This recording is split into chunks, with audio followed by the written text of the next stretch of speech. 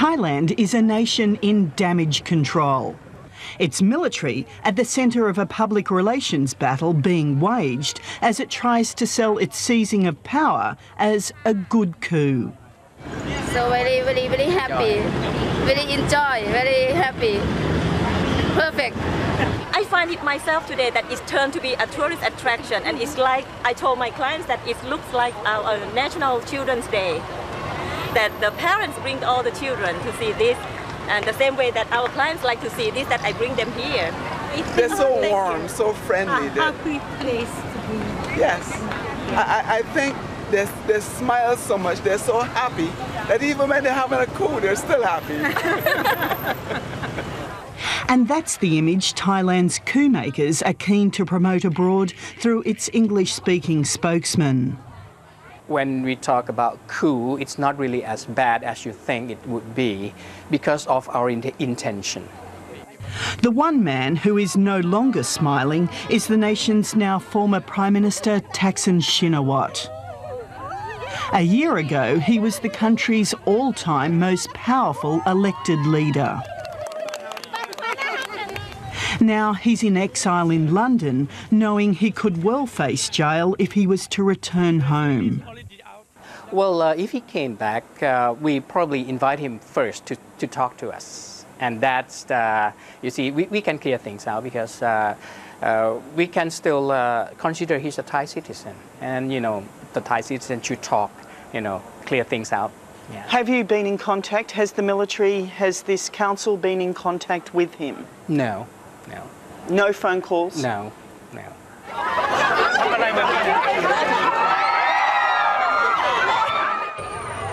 For a man who won 3 landslide elections, the third was declared void earlier this year, he has few friends left.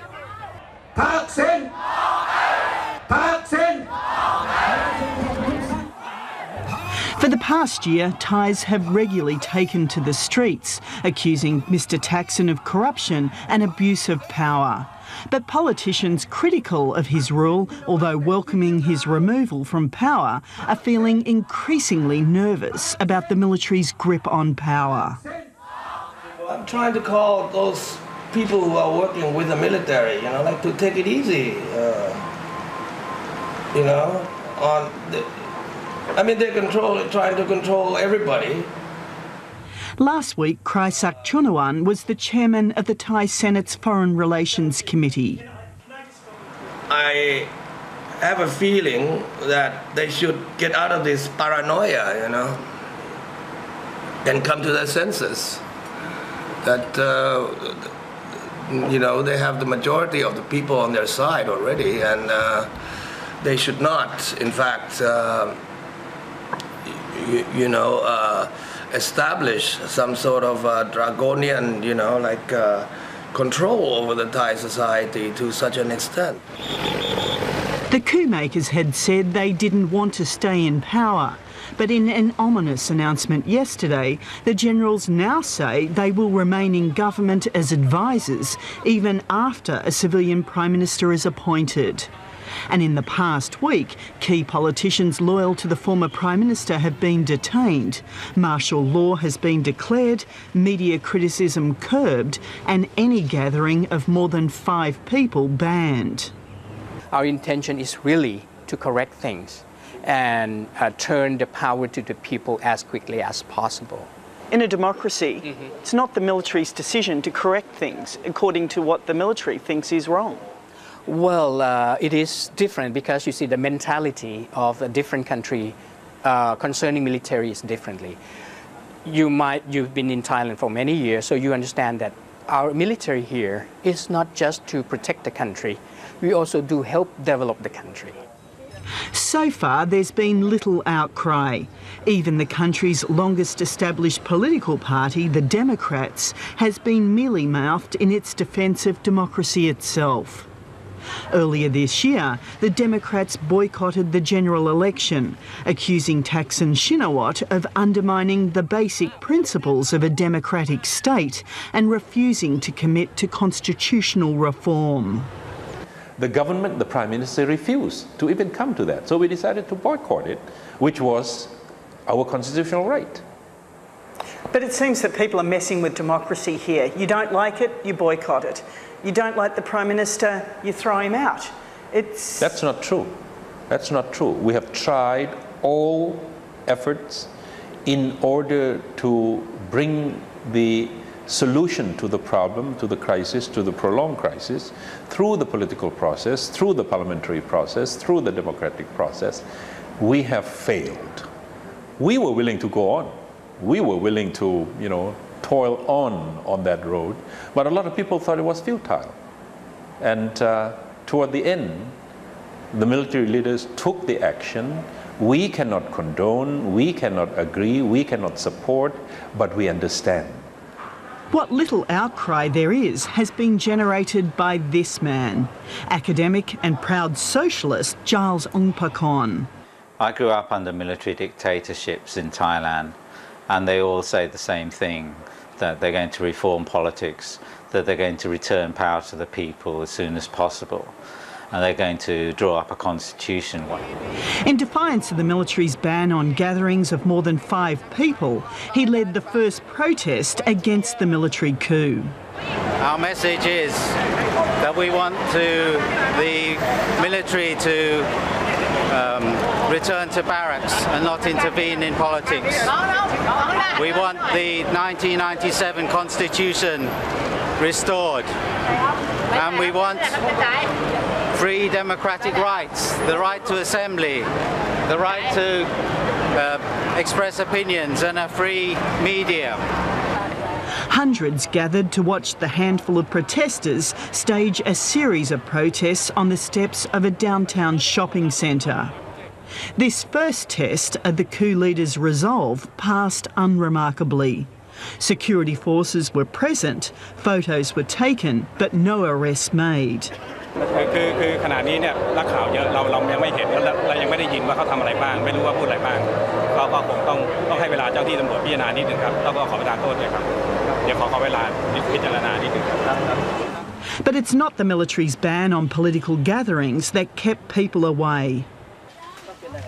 Thailand may be one of Southeast Asia's leading democracies, but polls show an overwhelming number of people support this coup.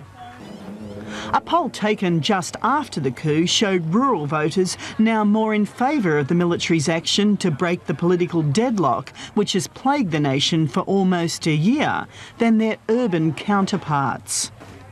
This woman bought her drink cart under one of the Prime Minister's job schemes to help the rural poor. She can't believe all the corruption allegations against him. คือตอนนี้มันคิดว่าทักษิณก็ทำงานมากเกินไปนะคะแล้วก็มันก็มีหลายฝ่ายที่ว่าทำงานมากคนทำงานมากนี่ก็มีการผิดพลาดได้นะ But here in the main market of Ayutthaya, the former capital of Thailand, people tired of the political uncertainty see the coup as a means to bring political stability. ก็ดีอ่ะก็จะได้หยุดนิ่งคือว่าอะไรมันก็จะลงตัวอะไรมันก็จะดีเศรษฐกิจจะพอเพียงจะดีแบบอยู่แบบพอเพียง And accusations of corruption against the Prime Minister, which the military is now promising to investigate, are beginning to bite. ตอนนี้เขาทำร้ายประเทศไทยมากอะไรเงี้ยก็เลยไม่รักเขาแล้วเกลียดแล้วเขารักประเทศไทย The Coup Council has already set up an anti-graft commission which will have the power to seize assets of politicians and their families. The military appears to be hoping that by exposing corruption under the former Prime Minister, it will justify its seizing of power. Gon Chattokavanich is a former international banker and now a senior member of Thailand's oldest political party, the Democrats. I want Thaksin to return. I want him to be given a fair trial. As the only surviving party, the Democrats know it too stands to gain politically. But to outright endorse the coup would be a step too far. It's a bit of a bonus in some respects for the Democrats, isn't it? You wouldn't have won the election that wasn't had, that you boycotted. You wouldn't win one now. Come a year's time, you're the only party that's left. Well, yeah, I think that summary of the situation is fair, but I think you have to acknowledge the fact that we were the only party that was fighting against all that was wrong with the Thaksin regime over the past 5 years. So in many ways, if we are finally rewarded for that, I think that's fair rewards. Another unlikely supporter of the coup is this woman.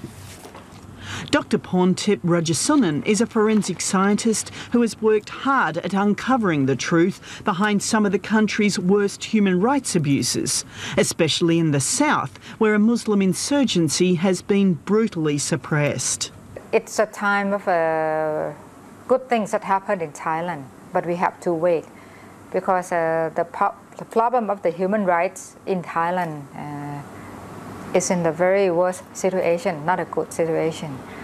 When 78 young Muslim men suffocated after being loaded into trucks packed like logs, she was called to investigate.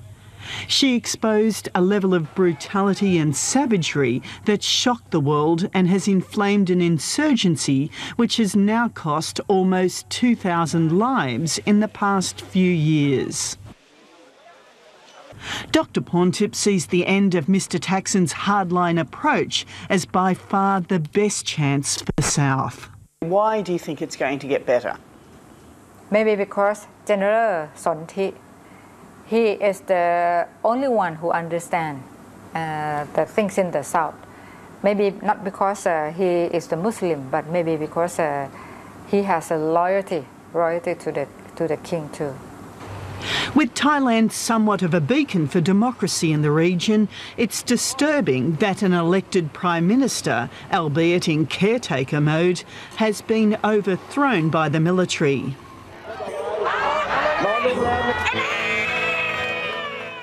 But the allegations of anti-democratic abuse against Thaksin Shinawatra have been swirling for over a year. There is an acceptance amongst most Thais that if the coup turns out to be the only way to bring him to account, then perhaps the interests of democracy will be served by this most unfortunate of methods. I would like to see him, facing the music, in fact. I would like to see him faced with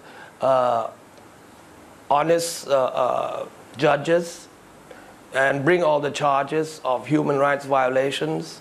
So what are your plans in London? Well, relax, stay with my daughter, that's it.